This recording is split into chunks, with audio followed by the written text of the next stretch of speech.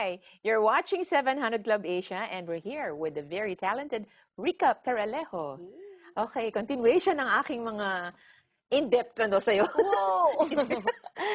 Then, nakwento mo sa akin talaga before na umiinom ka, hindi lang umiinom, naglalasing ka, at saka I nagsusmoke. smoke, yeah. What drove you to smoke and to drink?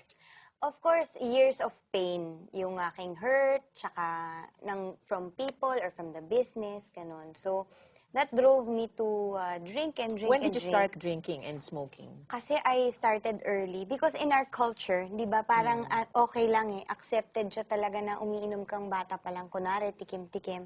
It allowed me to drink more and more and more and to drown my problems using the alcohol. Kasi syempre... Naging crutch mo? Oo, kasi syempre, di ba, parang after mo malasing, medyo nawawala yung mga problema mo. Pero nagre-resurface din naman. So, it was like that. Nagamit din ba yun kagaya sa work? Kasi nawawalang inhibitions pag umiinom. That's one more thing. A lot of my insecurities were hidden under the drinking. Kasi parang, like I can't speak.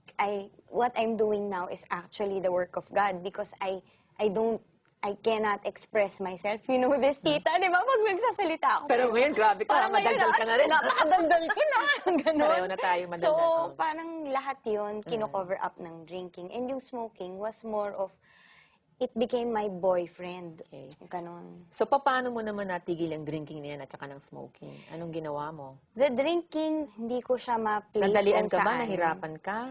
Or... Hindi ko siya namalayan. But yung smoking, yun ang malaking-malaki ang mark sa akin. Kasi I was praying for that even before I became a Christian. Parang I said, God, I really want to stop because this is wrong, but I don't know how.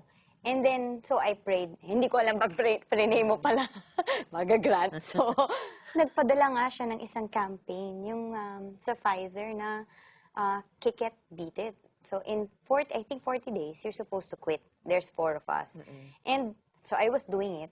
And I was so great. And I was already going to church, doing one-to-one. I was like, wow, galing ko talaga. Sabi ko, galing mo, Lord. Tingnan mo, hindi ako nagsusmoke. Tapos siguro mga ilang days Nagka-crave after, ka na naman. parang hindi ko na kaya. I want to quit quitting.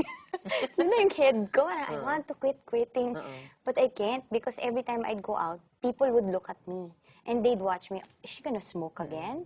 So, you're part of the campaign, di ba? Yeah. High-profile campaign. And in my head too, I was mentioning God in all of my sentences. Oh no, sabi ko, it doesn't match at all. So, But you were able to stop. when I went home, I prayed. Sabi ko, God, I really can't. I can't. You have to help me. And it was that. Yung parang, I was telling him, I can't. Yun lang pala yung gusto niya marinig. Sabi niya pala, kailangan mo lang aminin sa akin, hindi mo kaya na wala ako. He just wants you to admit na hindi mo kaya, na you want to surrender it. Yes. So, Rica, ang dami na nangyari sa'yo, okay? So, nakaquit ka ng drinking mo at saka smoking mo. Yes. Sobra, pati yung sa commercial mo nga, pati sa ads mo, what God really pulled through and honored yung desire mo na to do good things. Even at work, grabe. You now have a soap, you now have a morning show. Things, guys, sabi mo, di ka nakakapagsalita. Ngayon, nasa talk show ka na, o, di ba? Talaga. Because you love singing, so God allowed you to do a soap na you're singing. Wherein I'm singing, O, yes, that's so, paano right. ngayon ngayong love life?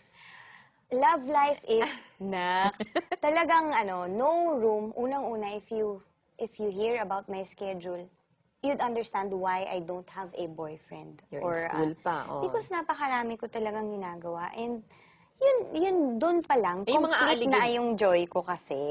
Kaya pero syempre, bata ka, you're 26, di ba? So, syempre, maraming aaligid-aligid or people. Yes. So, what do you do? Like, yung mga ex mo, yung mga past love life mo, hindi ba umaaligid ulit? Or how did you handle that? Merong isa na parang, parang magte-text pa, gano'n. But I am very much aware na if I respond to that, I'm not helping him. Kasi basta hindi na siya maganda para sa aming dalawa. So, I really have to, parang wag, hindi yan gagawin. You've made a decision. You make a decision na hindi mo sasagutin yun. And for all the other people, all the other boys who are texting me, parang inano ko rin na God, kung paano siya sa akin, kung paano si God sa akin, dapat yung man na magiging beside me, kung yun ang will niya for me, kailangan katumbas niya. Kumbaga, para kung nakikita talaga si Lord sa kanya. And so far, wala pa akong nakikitang ganun. Which is But why... you're talking about a godly person A who can bring godly you closer to person. God. Yes, and Yes. who believes in yung talagang with his whole heart na si God muna bago ang isa't isa. So parang ganun yung hinahanap ko na wala pa naman akong nakikitang ganun. And baka hindi pa kasi time. And I'm willing to wait. It's so, the waiting time is very beautiful for me because also, the things na nagawa ko dati, binibigyan niya ako ng oras na i-restore niya ako isa-isa from these things na ang nagawa kong mali before. Na-start pa nga sa school. Yeah. Rica, thank you for joining us today. It's just Thank so you. remarkable. It's just astounding to see what God has done in your life. And I know that marami ka pang pagdadaanan, pero alam ko na buo ang loob mo because kilala mo na si Lord. Alam mo na hindi ka niya kailanman iiwan. So, greater things up ahead for you. Keep on. Thank you. Just continue to trust in the Lord.